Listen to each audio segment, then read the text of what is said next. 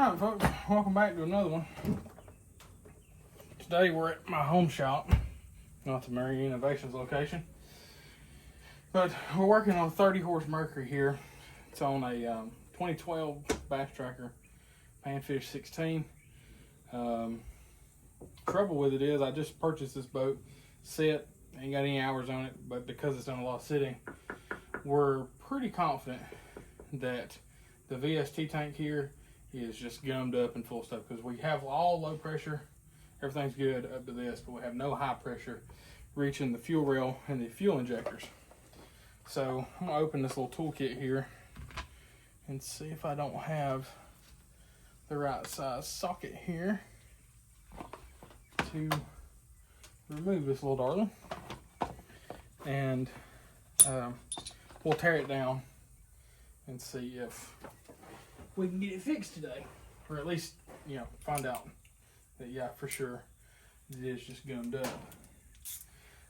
This boat, supposedly, this engine only has about 12 hours on it, and judging by the condition of everything in the vessel, it's probably right. You'll see probably a few more videos on this boat, changing trolling motors over. This is my, like I said, I just bought this boat, and I'm changing some stuff over from my old boat, Minn Kota, you know, things like that. Installing a depth finder too, just different things. And so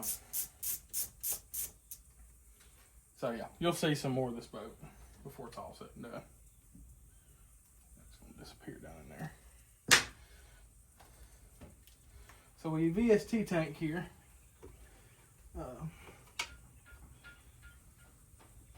We've got, I think it's got a bolt in the bottom too. See if I can get it cracked loose. That's the trouble working on outboards. Sometimes they're not the easiest to get your hands down in.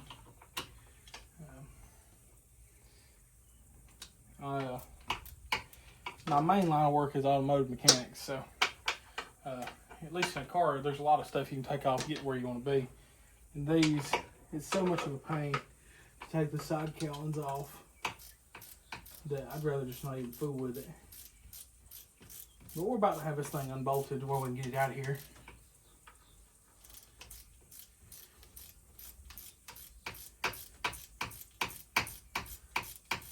And should be good. There's just a couple of connections here and some hose clamps. We'll have this little thing out of here before too much longer.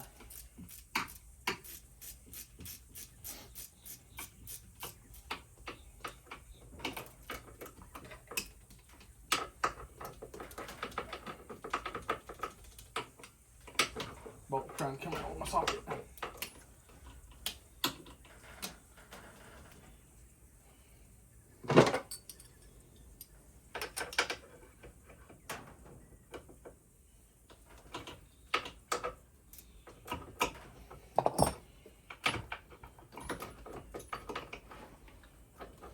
Okay, so you got to pull back anyway. See if I can get my socket and everything back here. There we go. Right down in the bottom where you want it to go. Okay, so you've got one connection here, and then I've got a drain hose to take off here.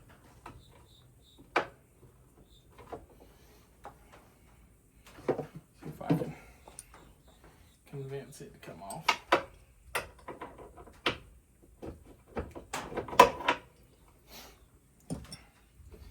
And then let me pull you in here a little closer. So you've got this connection here, this one here that comes from the low pressure. You've got this one on the back side. It's kind of hard to see. It's right there. Okay. I think there's one more. I could be wrong. There's a little vacuum line right there. So I'm gonna go get a screwdriver out of the toolbox and I'll be right back with you.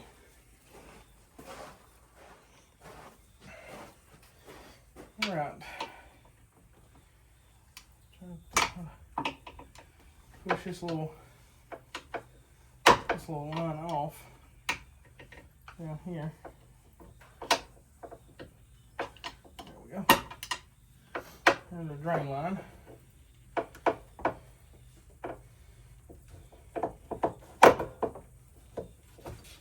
All right, we got here where we can work on it now.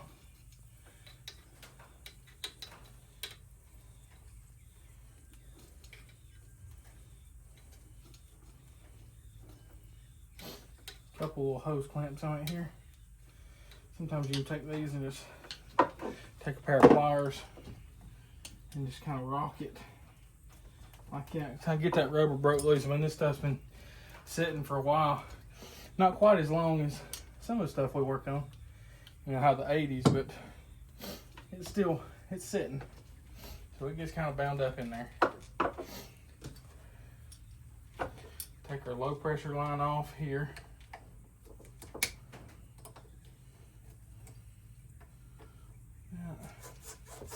So I've done had this line off once. You can get to it. Okay.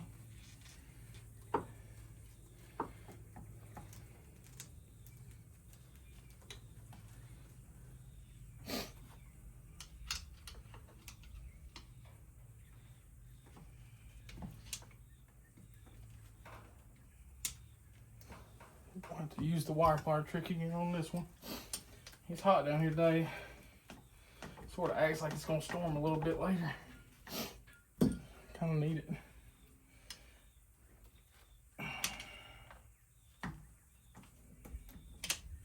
Split that little hose there. Okay. So you got a fuel pressure regulator here, which is what this is.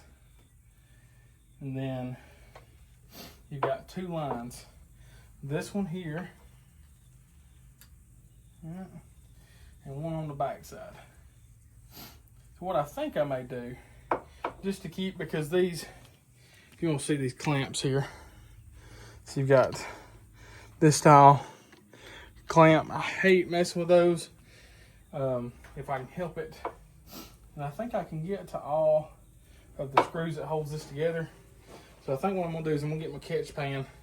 We'll drain this up, make sure this is drained, and then just take it loose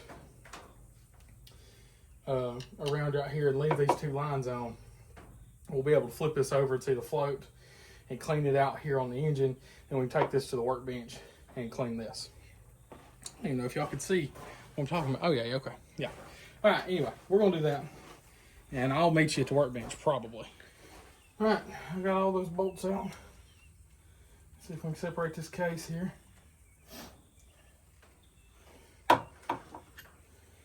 Screwdriver. There we go.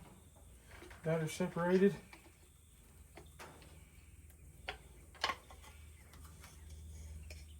Shoe, buddy. Sure enough, it is just full of dirt. All kinds of stuff in there. I believe he's gonna be right. Right about that. Let me show you that up close. Right quick here. Look at all the trash on that fuel pump. Shoo! Alright.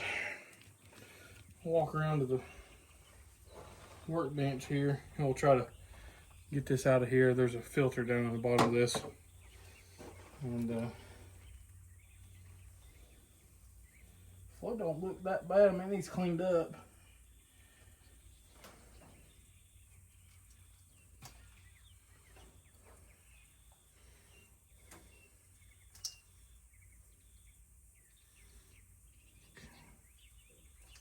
Alright, there's your pump. Let's go to the bench.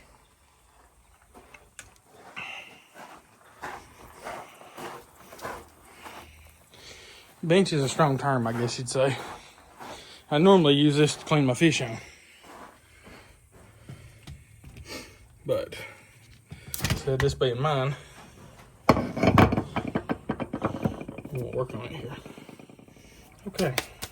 I don't know if I've got anything tank. Look at the dirt coming out of that. Look at that pump.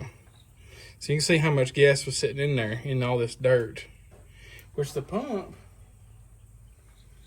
I don't think it got any fuel or any dirt inside the pump. Luckily, because of this, if you can see that down in there, it's hard to tell, right there. See that? There's a screen in the bottom of that. It should pick up through there. But I'll definitely have to try to find something to get that out with. Hold on. All right. I finally found some needle nose pliers. Look at that. That screen is just packed full. I don't even think you can see light through it. Just barely. On the bottom side, you can see the light through it. Right here. Right there on that side. And, yeah. If it can't get no fuel, it definitely won't pump fuel over there. All right, well, that's tore down now. And I'll go find me some cleaner. And I'm going to test that pump, make sure it'll run. And then we'll reassemble and see if we can't make this old 30 horse live again. Okay, folks, so I got a little sidetracked, and I meant to record putting this back together, but you've seen us take it apart, or seen me take it apart, and so reverse procedure, right? So we got the fuel pump and everything. This thing is ready to ride. I have fired this engine, and I'll put a clip in here at the end of, you know, firing it up when we get it on the river, but I have run it. The trick is I didn't have my tripod with me when I was doing all the work to it, so therefore it is back together. But what we had to do, that fuel pump ended up being bad. So I took a power probe. For those of you that don't know what that is, it's the greatest tool known to man. Basically, you got about a 20-foot test lead on it, and you can put power on stuff with a push of a button, and you've got a ground wire with you too. So you hook it to a battery, you're running around testing. You know, this thing's marked positive, negative on the fuel pump. So negative, positive, hit it, nothing. Bang it on the table a couple times, because sometimes, you know, stuff gets set up, which I wouldn't have reused it anyway if I had to bang it on the table. But, you know, positive, negative again, nothing. So determined the fuel pump was bad. Now, to buy this whole assembly from somewhere like boats.net or like a Mercury dealer or something, this whole assembly, the metal casing, the tank and everything, will run you about $950. To buy the fuel pump from one of those places, that's going to run you $700. So the majority of your cost, although there's still a lot more cost in it, is in the pump. Now, would I recommend this to most people? No. However, I got on Amazon and I bought a fuel pump. Did a lot of looking. There's a lot of fuel pumps available on Amazon. Now, do your research. Look at the ones, see what the reviews are, this, that, and the other, you know what I'm saying? The one I bought was like 30 bucks, okay? Throwed it in, I didn't test it on the bench. We throwed this thing together, poured gas in it, pumped the bubble up, and she run. Spun over about 4 times, lit off, and she does great. I'm pleased with the fuel pump. Now, it may die tomorrow. And then I might have to buy a $700 fuel pump. However, I'm a firm believer in trying an aftermarket part at least once. Because you never know, you might be surprised. Sometimes the aftermarket stuff is okay. So, either way. And, you know, that's the thing too. Around here, we use our boats a lot. You know, there's not, the longest this boat will ever sit is like the very front opening of deer season. You know, I really hunt hard for, you know, a month and a half. And then You know, I'm putting my coveralls on and I'm getting back in this boat and I'm heading. I'm going to go find some big cats. You know, somewhere around the dam or something. So this thing, it's not going to sit up. Now, if you were going to put one in a boat and it was going to sit for a long time, you know, you're only going to use it a couple times a year, 3-4 times a year, like a pontoon boat, things like that. Now, I would recommend going ahead and getting the good Mercury pump because, you know, sitting's not good for anything, but, you know, that might be a factor. I don't know. This is the first time I've ever had to install one of these pumps on one of these fuel injected motors. It's pretty simple. Everything, you know, works out good. And hey, like I said, it runs. Like I said, I'll put the clip in, firing it up and running it.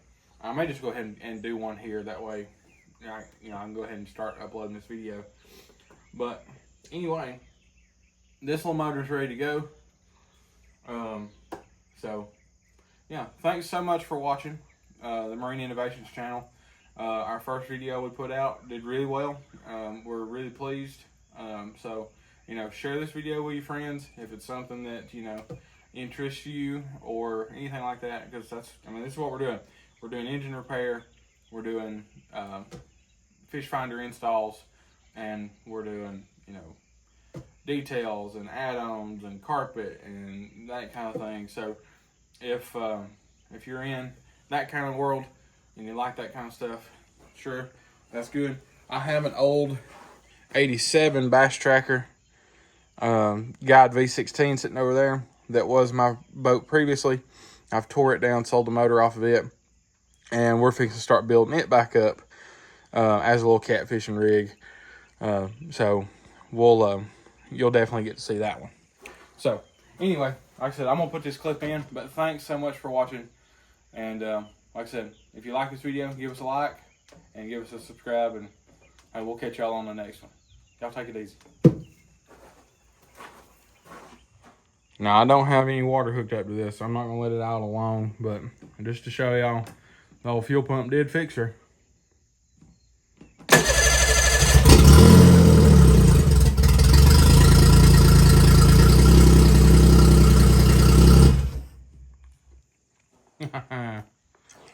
Thanks for watching. We'll see y'all.